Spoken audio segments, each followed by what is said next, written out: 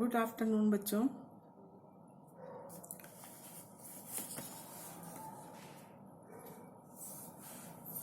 पिछले अध्याय के क्रम में पात्रों के चरित्र के विषय में बतलाते हैं। राजकुमार चंद्रापीड़ का चरित्र चित्रण। उज्जैनी के राजा तारापीड़ और उनकी पत्नी रानी विलासवती का एकमात्र पुत्र चंद्रापीड़ अपने पिता के समान प्रतापी और तेजवान राजकुमार है। कादम्बरी का प्रेमी है, जो हमारी पाठ्य पुस्तक चंद्रापीड़ कथा का प्रधान याज्ञों का ये मुख्य पात्र है। यही कारण है कि इसके चारों ओर कथा का ताना बाना बुना गया है। चंद्रापीड़ के चरित्र की निम्नलिखित विशेषताएं हैं। विनम्र तथा करुणाद्र, ये उसकी पहली विशेषता है। राजा का पुत्र होने पर भी चंद्रापीड़ कठोर स्वभाव का नहीं है, निष्ठुर नहीं है। वह नम्रता पूर्वक सभी से व्यवहार करता है। दूसरों के दुख को देखकर उसका हृदय करुणा से भर जाता है और स्वयं भी उसके दुख में भागीदार बन जाता है।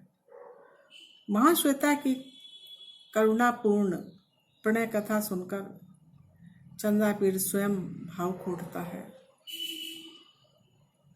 रोती हुई महाश्वेता का मुख धोने के लिए वह स्वयं उठकर अंजलि में पानी लाता है और उसका मुख प्रक्षालन करता है। चंद्रापीड़ अनेकानेक तर्क देकर उसे ढाढ़स बंधाता है।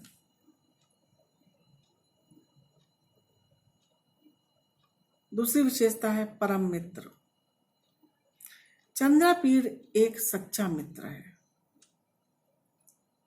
शुकनास मंत्री का पुत्र वैशंपायन चंद्रापीड़ का अभिन्न मित्र है। वे दोनों साथ साथ बड़े हुए, साथ पढ़े, साथ साथ भोजन खाया और साथ साथ ही राजप्रासाद में निवास किया। युवावस्था प्राप्त हो जाने पर भी उनकी मित्रता की प्रगाढ़ता और बढ़ जाती है। बाण ने चंद्रापीड़ और वैशंपायन की मित्रता के विषय में लिखा है, चंद्रापीडस्य तु सर्वविभ्रम स्थानम द्वितीयाम इव हृदयम वैशंपायनः परम मित्रम आसीत्।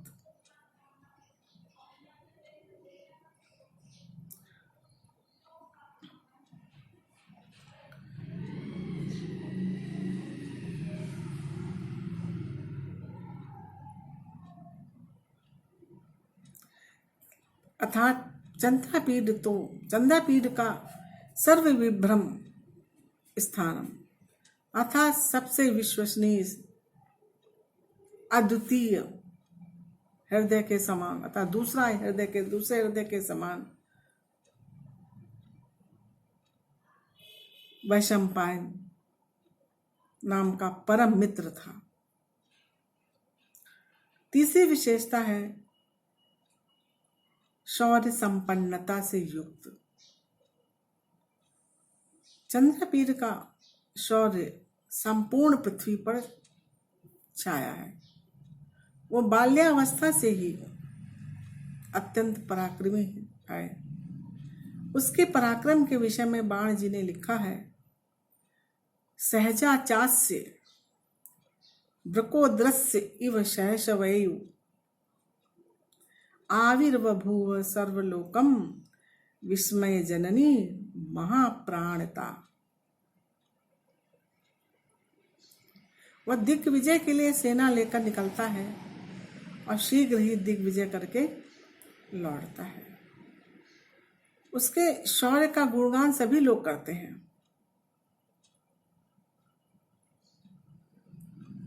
अगली विशेषता है सच्चा,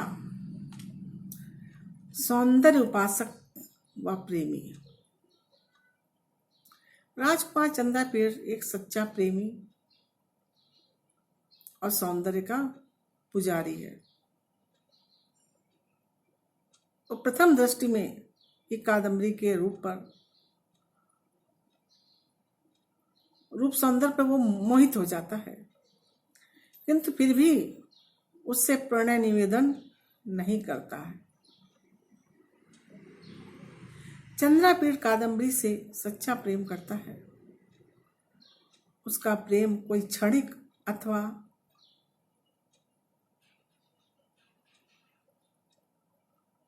अथवा तुच्छ प्रेम नहीं है, बल्कि उसका प्रेम आत्मिक और चिरस्थायी है।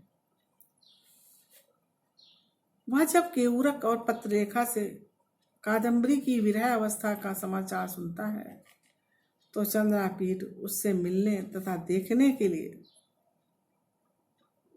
व्याकुल हो जाता है।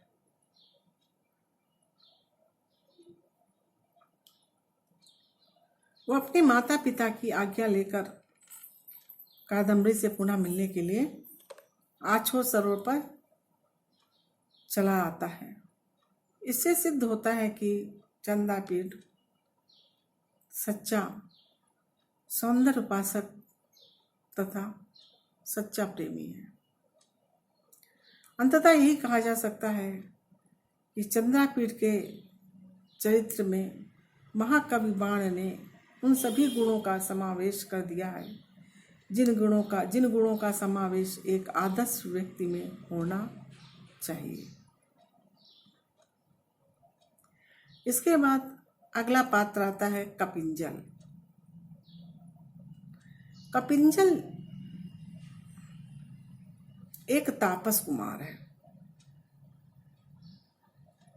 तथा पुंडरीक का परम मित्र है। कादम्बरी की कथा को आगे बढ़ाने में उसकी प्रमुख भूमिका होती है।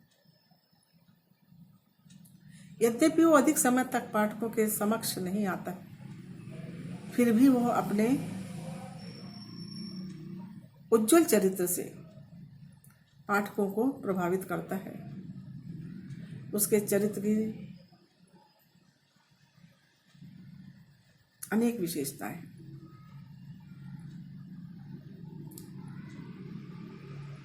पहला नंबर, विद्वान। कपिंजल को अनेक शास्त्रों का ज्ञान है। वो अपने कर्तव्यों को भली भांति जानता है। कृत्य और अकृत्य का उसे पर्याप्त ज्ञान है। अपने मित्र पुंडरीक को समझाने के संदर्भ में उसकी विद्वता मुखर उठती है। धर्मशास्त्र में तो वो पारंगत है।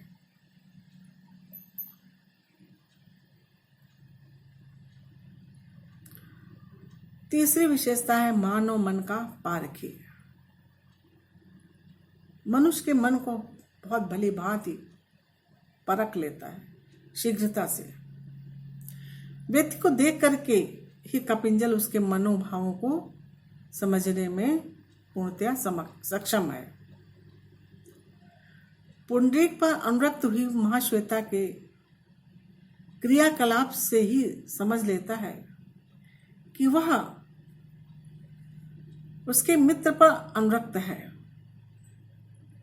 पुंडरीक की मनोदशा देखकर वो शंकित रहता है कि वह प्रणय प्रसंग में कहीं उसका मित्र कोई अनिष्ट कार्य न कर बैठे, जो कि अंततः सत्य हो जाता है।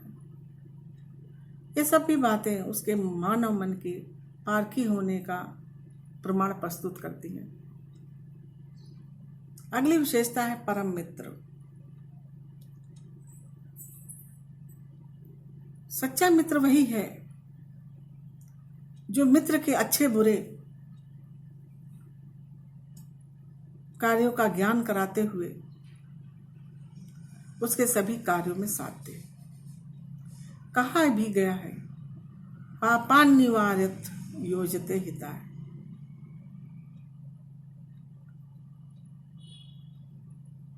अर्थात बुरे कार्यों से रोकना मित्र का परम कर्तव्य है और हितकारी कार्यों में लगाना मित्र को हितकारी कार्यों में लगाना उसका धर्म है।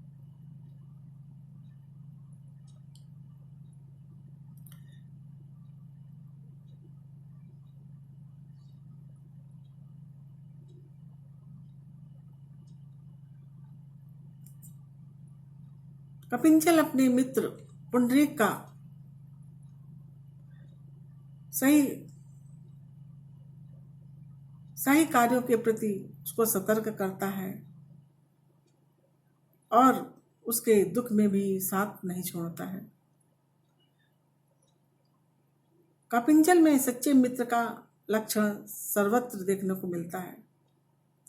पुंडरीक के महाश्वेता पर अनुरक्त हो जाने पर वो उसे मदन मार्ग से हटाने का पूर्णतया प्रयास करता है। वो उसको इस संदर्भ में भला बुरा भी कह देता है, जिससे रुष्ट होकर पुंडरीक कहीं चला जाता है। उसके चले जाने पर कपिंजल अनिष्ट की आशंका से व्याकुल हो उठता है और उसे ढूंढने निकल पड़ता है, समझाने का प्रयास भी करता है। पुंडरीक की मृत्यु पर उसके द्वारा किया गया प्रलाप उसके अथाह प्रेम का परिचायक है। अगला गुण है सदाचारी। कपिंजल तापसी स्वभाव के अनुकूल ही सदाचारी है, सदाचरण करता है। महाश्वेता तथा उसकी सखियों आदि को देखकर भी उसका मन विचलित नहीं होता है, जबकि उसका परम मित्र पुंडरीक एक ही बार में महाश्वेता पर अनुरक्त हो जाता है। उसके प्रेम पाश में बंध जाता है। कपिंजल पुंडरीक को अनुरक्त न होने के लिए समझाता है, अनेक प्रकार के तर्क देकर उसे तपस्वियों के कर्तव्यों का बोध कराता है।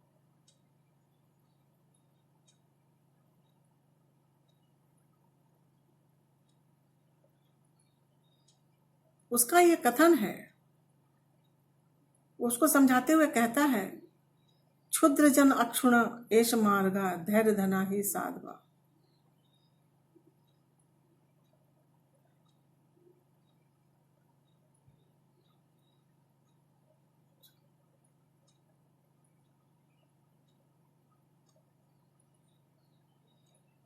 धैर्यवान व्यक्तियों को, साधु लोग जो है धैर्यशाली, धैर्य ही उनका धन होता है सज्जन व्यक्तियों का, ये समझाता है। यही शाश्वत सत्य है। संक्षेप में हम कह सकते हैं कि कपिंजल एक विद्वान, मानव मन का पारखी, परम मित्र और सदाचारी ही नहीं बल्कि संयमी, वाक्पटु, जितेंद्रिय आदि गुणों से युक्त है।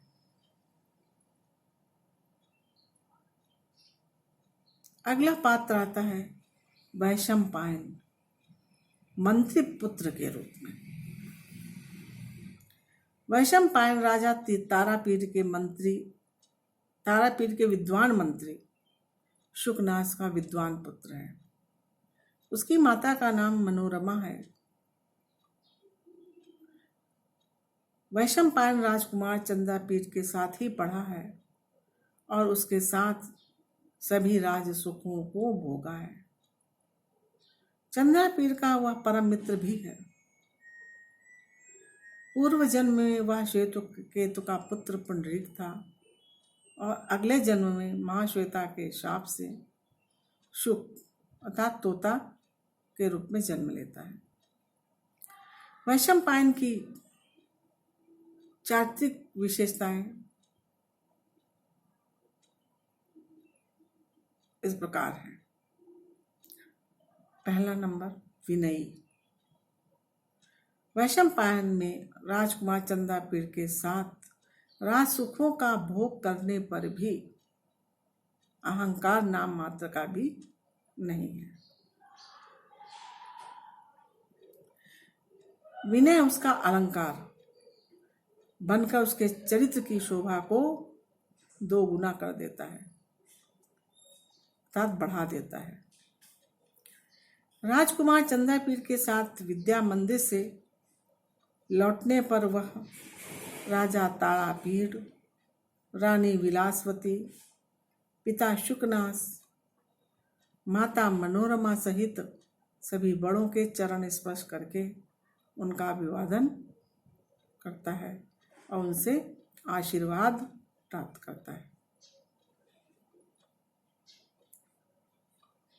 अगली विशेषता है सच्चा मित्र। वैशंपायन राजकुमार चंद्रापीड़ का सच्चा मित्र है। चंद्रापीड़ उसे मन से, दिल से स्नेह करता है। महाकवि बाण ने चंद्रापीड़ और वैशंपायन की मित्रता के विषय में लिखा है, चंद्रापीडस्य तु सर्व विश्रम्भ स्थानम द्वितीयामिव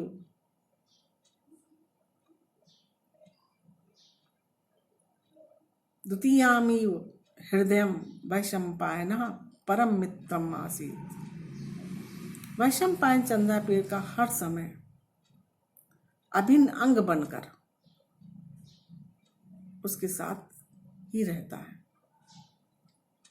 चाहे वो विद्या मंदिर हो या राजमहल हो, मृगया हो या दिग्विजय का प्रसंग। वो सच्चे मित्र के कर्तव्यों का पूर्ण निर्वाह करता है। समय पड़ने पर वो चंद्रापीड़ को समझाकर सदाचरण के लिए प्रेरित करता है। अगली विशेषता है हृष्ट पुष्ट शरीर वाला। वैशंपायन संतुलित अंगों वाला एक स्वस्थ युवक है। चंद्रापीड़ की भांति उसका शरीर विशालकाय और हृष्ट पुष्ट है। महाकाव्य बाण ने लिखा है, कृते महाप्राणताया न्याभि कलरभ्य अनुचचार तम वैशंपायनः। इन गुणों के साथ ही वैशंपायन में कला प्रवीणता, राजनीतिज्ञता, धार्मिक, सच्चे प्रेमी के गुण कूट कर भरे हुए हैं। इस प्रकार हम कह सकते हैं कि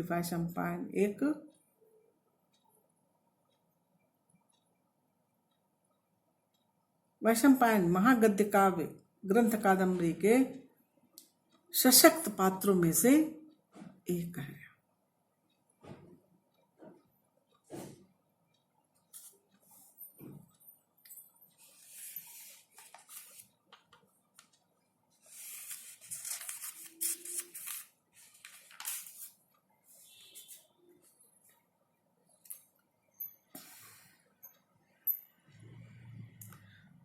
अगला पात्र आता है शूद्रक।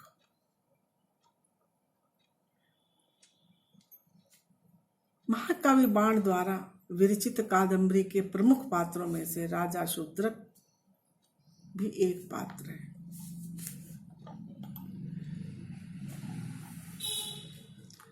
यह वेत्रवती नदी से घिरी हुई विदिशा नगरी के महाप्रतापी राजा है।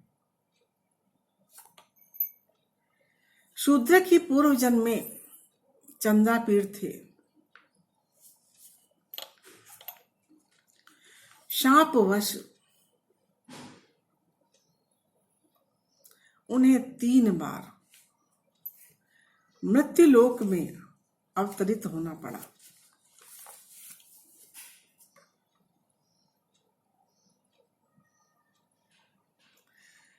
शूद्रक के रूप में उनका तीसरा जन्म था।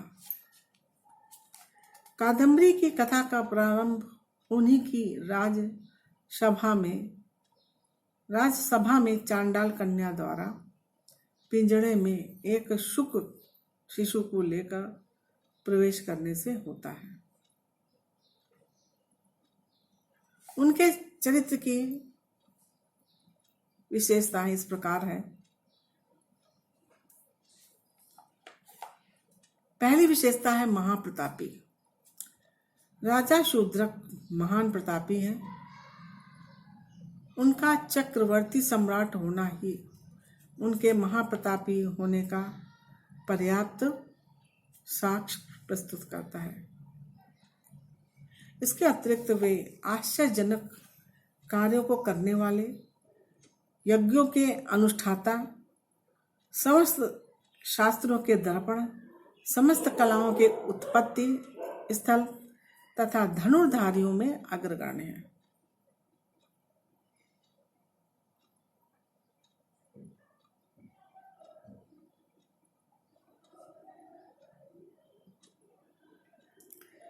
दूसरी विशेषता आती है बाह्य व्यक्तित्व। शूद्रक का बाह्य व्यक्तित्व अत्यधिक आकर्षक है। उसके व्यक्तित्व का रेखांकन करते हुए बाण भट्ट जी लिखते हैं कि उसकी नासिका ऊंची और उठी हुई है, उसका ललाट चौड़ा और विशाल है, उसके मस्तक पर ऊना है। ऊना का मतलब होता है भौहों के मध्य स्थित भौरी।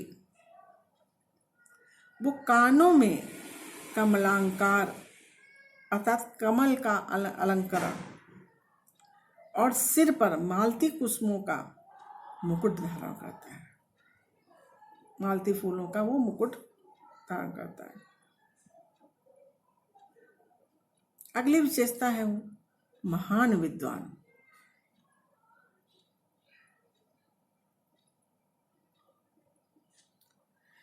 बलवान होने के साथ साथ राजा शूद्रक विद्वान भी है।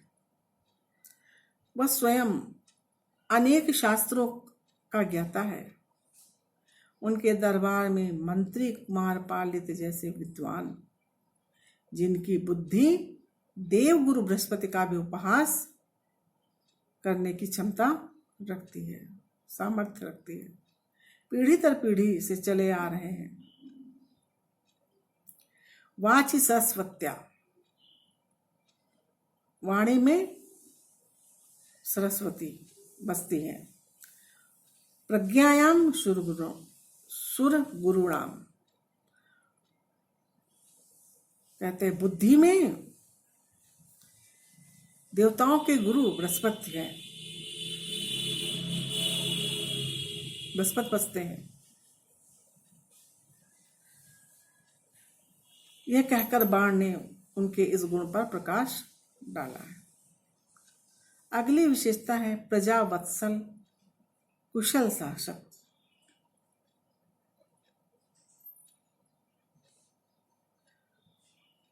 शूद्रक एक कुशल शासक है। उसका शासन पर पूर्ण नियंत्रण है। राज्य में कहीं भी अव्यवस्था, अशांति नहीं दिखाई देती है। लोगों का चरित्र उज्जवल है। वे सदैव सदाचरण करते हैं, जिसके फलस्वरूप सर्वत्र सुख का साम्राज्य व्याप्त है, जो कि उनके प्रजावत्सल कुशल शासक होने का परिचायक है। उनके शासन की व्यवस्था का एक उदाहरण द्रष्टव्य है। यस्य च परलोकाद भयम,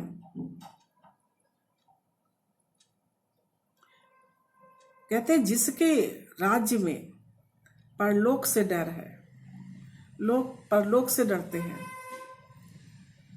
परलोक का भय है, लेकिन प्रजा में किसी प्रकार का भय नहीं व्याप्त है। विवाहेषु कर ग्रहणम, विवाहों में कर ग्रहण होता है, माने पाणी ग्रहण होता है। ऐसे राजा शूद्रक टैक्स नहीं लेता है, कर नहीं लेता है प्रजा से। तुरंगेशु कशाभिघाता भूत। तुरंगेशु माने होता है घोड़ों पर कशाभिघात होता है, अर्थात कोड़ों का प्रहार घोड़ों पर होता है। प्रजा पर किसी प्रकार का ताड़न या किसी प्रकार का भी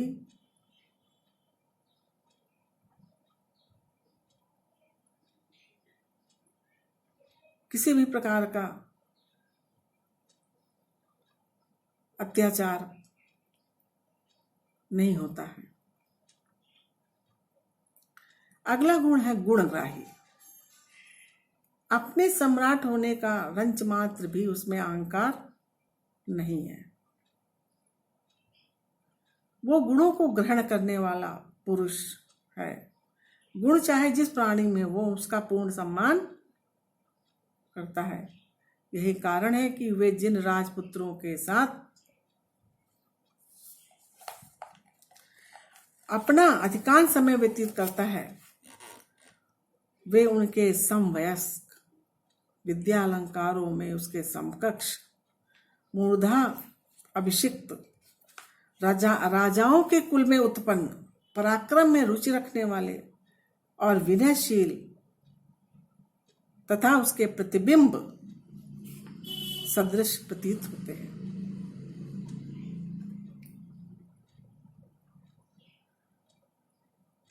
अगली विशेषता है उसकी समस्त रत्नों के भाजन और उत्कृष्ट आतिथेय। राजा शूद्रक समस्त रत्नों के पात्र हैं, इसलिए चांडाल कन्या उन्हें सकल भूत रत्न भूत वैशंपायन तोता भेंट करने आई है। बाणभट्ट भी जी लिखते हैं कि सर्व रत्नानंच उदधिर इव देवो। चांडाल कन्या द्वारा लाए गए जाने पर भी वो गुणों के आगार है। गुणों के आगार शुक शिशु वैशंपायन का संपूर्ण सत्कार करते हैं।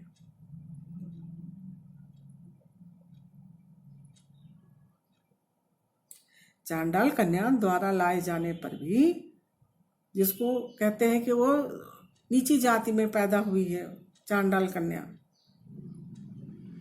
चांडालों के यहाँ निम्न कोटि की है, निम्न जाति की है, अछूत मान बताया गया समाज में, उसके लाए जाने पर भी गुणों के आकार शुक शिशु वैशंपायन का वो पूर्ण सत्कार करते हैं तथा उसके भोजन की व्यवस्था का भार भी वो स्वयं अपनी रानियों को सौंपते हैं। ये उनके उत्कृष्ट आतिथ्य सत्कार या आतिथेय होने का परिचायक है। अगली विशेषता है जितेंद्रिय।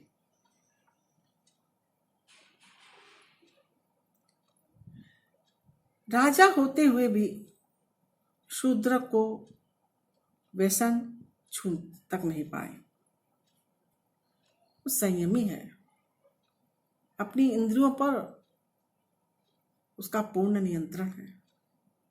अंतःपुर में अनेक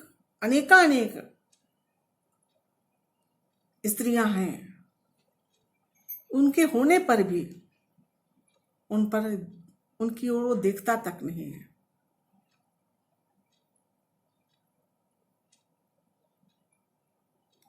किसी प्रकार की आसक्ति नहीं है उनके प्रति। अगली विशेषता है निर्धारित कार्यक्रम का पालन करने वाला। राजा शूद्रक का प्रत्येक कार्यक्रम निर्धारित रहता है। वो अपने समस्त कर्तव्यों को समयानुसार करता है। वो ज्यों ज्यों ही शंख ध्वनि सुनता है, आस्थान मंडप से उठ खड़ा होता है और व्यायाम, स्नान के पश्चात किए जाने वाले दैनिक कार्य, पूजन, भोजन आदि यथा समय पर करता है। अगली विशेषता है उसकी कुतूहल की प्रवृत्ति से युक्त। शूद्रक में कुतूहल की पर्याप्त प्रवृत्ति है, जानने की इच्छा सदैव बनी रहती है। जब प्रतिहारी उसे सूचित करती है कि कोई चांडाल कन्या एक अद्भुत तोते के साथ आपसे मिलना चाहती है, तो वह कुतूहलवश अर्थात उत्सुकतावश ही कह उठता है उसे प्रवेश की अनुमति है। उसका ये कुतूहल ही है कि वो चांडाल कन्या को अपलक देखता रह जाता है तथा उसका रूप संपादन करने वाले विधाता पर भी आश्चर्य प्रकट करता है। कुतूहल के कारण ही वह वैशंपायन के संदर्भ में कुमारपाल इससे तरह तरह के प्रश्न करता है। संक्षेप में हम कह सकते हैं कि शूद्रक में अनेकानेक गुणों का समावेश महाकवि वाणी जी ने किया है, जो शासकों के सम्मुख एक आदर्श प्रस्तुत करता है।